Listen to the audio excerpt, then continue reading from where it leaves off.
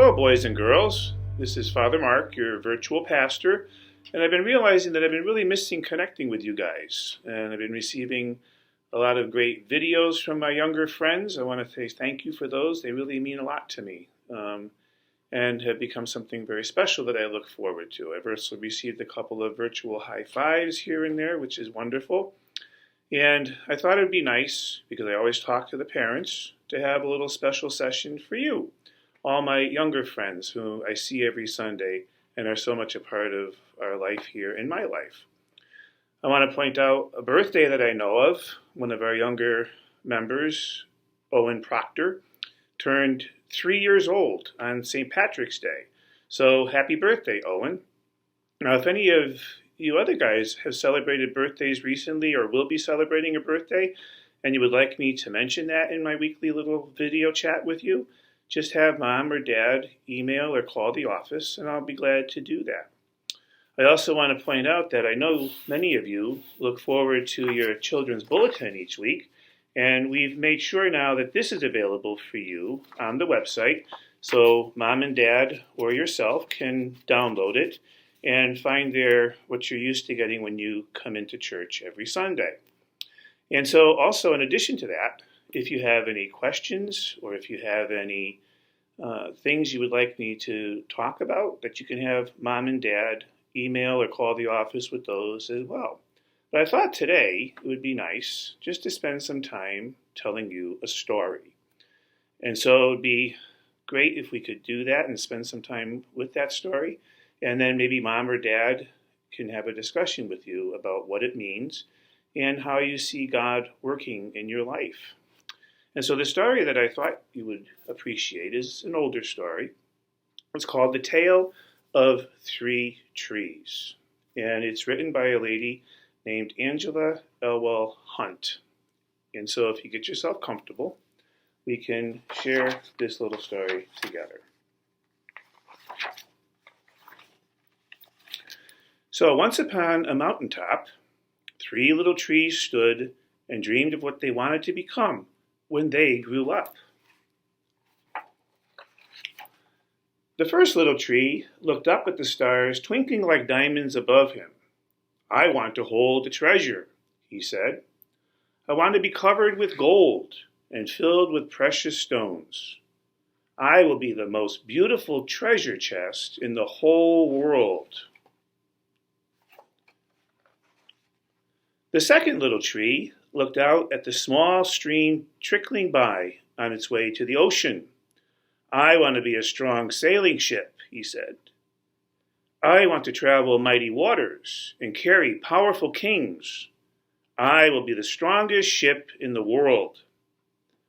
The third little tree looked down into the valley below, where busy men and busy women worked in a very busy town. "I don't want to leave this mountaintop at all," she said. "I want to grow so tall that when people stop to look at me, they will raise their eyes to heaven and think of God. I will be the tallest tree in the world." Did you ever think about what you want to be when you grow up? Let's see what happens to these three trees. Years passed, the rains came, the sun shone, and the little trees grew tall. One day, three woodcutters climbed the mountain, and they came up to that mountain to those three trees. The first woodcutter looked at the first tree and said, "This tree is beautiful. It's perfect for me." With a swoop of his shining axe, the first tree fell. "Now I shall be made into a beautiful chest," thought the first tree. "I shall hold wonderful treasure." The second woodcutter looked at the second tree and said, "This tree is strong. It's perfect for me." With a swoop of his shining axe, the second tree fell. "Now I shall sail mighty waters," thought the second tree. "I shall be a strong ship, fit for kings." The third tree felt her heart sink when the last woodcutter looked her way. She stood straight and tall and pointed bravely to heaven. But the woodcutter never even looked up.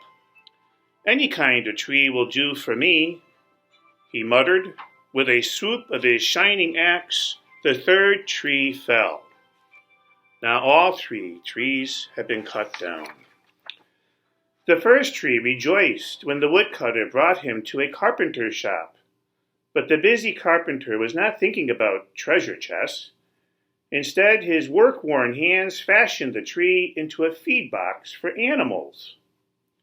The once beautiful tree was not covered with gold or filled with treasure. He was coated with sawdust and filled with hay for hungry farm animals. So he didn't become anything of what he thought he wanted to be. The second tree smiled when the woodcutter took him into a shipyard. But no mighty sailing ships were being made that day. Instead, the once strong tree was hammered and sawed into a simple fishing boat. Too small and too weak to sail an ocean or even a river, he was taken to a little lake. Every day, he brought in loads of dead, smelly fish. So he didn't become what he thought he wanted to be. The third tree was confused when the woodcutter cut her into strong beams and left her in a lumber yard. What happened? The once tall tree wondered. All I ever wanted to do was stay on the mountaintop and point to God. And so she got made into lumber. So she didn't become what she thought she wanted to be. Many, many days and nights passed. The 3 trees nearly forgot their dreams.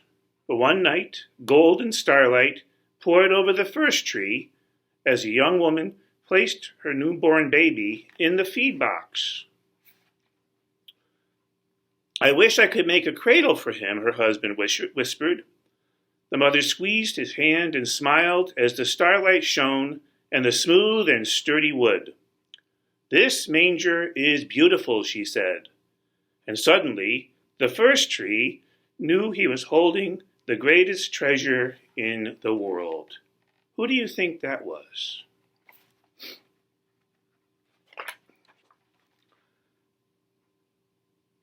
One evening, a tired traveler and his friends crowded into the old fishing boat.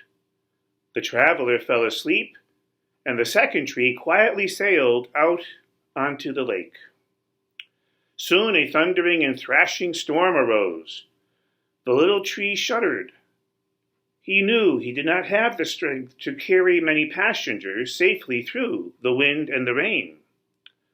The tired man awakened. He stood up and stretched out his hand. Peace.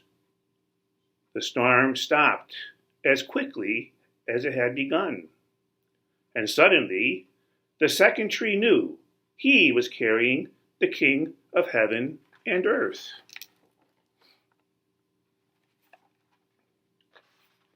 And who would that be?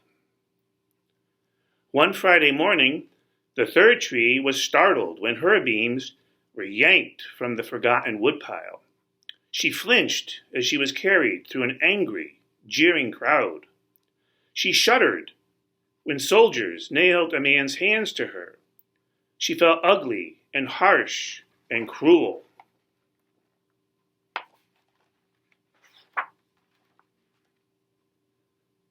But on Sunday morning, when the sun rose and the earth trembled with joy beneath her, the third tree knew that God's love had changed everything. It made the first tree beautiful, made the second tree strong, and every time people thought of the third tree, they would think of God. What do you think God can do for you? That was better than being the tallest tree in all the world. The end. So maybe you and Mom and Dad can have a talk about what God can do with you. What things do you do really well? Because God can use those things to bring you to very special places, places you may not even know you are capable of being at. And even though we have to go through some very difficult times now, and life is very changing, God is always with us. He never abandons us, and He always is making us into who we are meant to be. We'll talk again very soon. I hope you have a great week. I hope you go online and listen and get the bulletin insert that you look so forward to. Email me with any questions. Let me know who's celebrating a birthday, and I promise that I am here, praying for you and loving you. We'll talk soon. Have a great day. Bye-bye.